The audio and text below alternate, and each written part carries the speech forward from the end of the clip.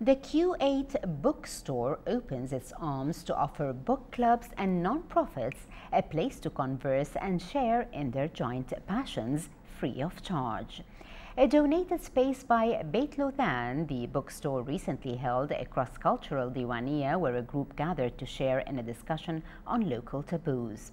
Reporter Diwaniya Salah has more on this story. The Q8 Bookstore was buzzing with conversation as Equait's Diwaniya opened discussion on local taboos. The cross-cultural Diwaniya is held once a month as a means for local community to gather and freely share in intellectual conversations about the local changes in society. The main point of these discussions is to bridge the gap between different cultures and different communities and let them come to a consensus in terms of like certain topics and see that, oh wait, this is the problem. How do we go towards that solution? So it's more about working towards possible solutions to common social problems that we see within our society today. Topics breached recently centered on how psychological therapy is perceived in Kuwait, local gender roles, and the role of women in politics. The conversations generally ask if the taboos still hold validity and if there's any possible spark for change in the near future.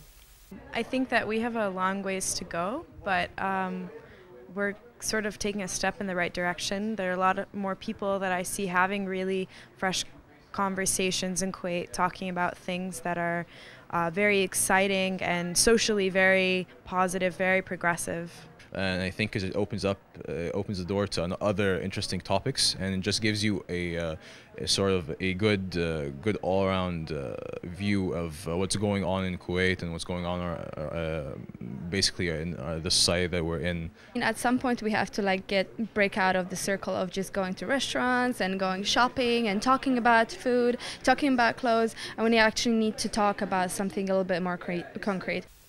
A youth-driven organization, Equait is associated with the British Council's Global Changemakers program. So far, the group has recruited over 230 volunteers working to promote social equality and respect towards Kuwaiti residents from all walks of life. The cross-cultural Diwaniya gathers once a month discussing an array of topics, hoping to promote social equality and respect. At the Q8 Bookstore located in Beit Lothan, I'm Diwaniya Salah reporting for the English News.